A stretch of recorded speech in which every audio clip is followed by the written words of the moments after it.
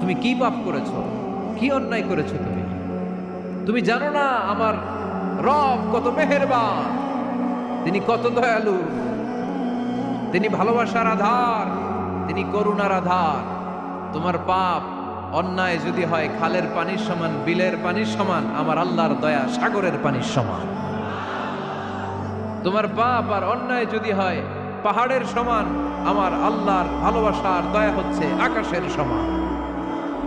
তুমি যদি তওবার মতো তওবা করতে পারো, ক্ষমার মতো ক্ষমা চাইতে পারো, চোখের পানি ছেড়ে, চোখের পানির বড় দাম, চোখের পানির মধ্যে বিশাল কারিশমা, এটা আল্লাহ খুব পছন্দ করে।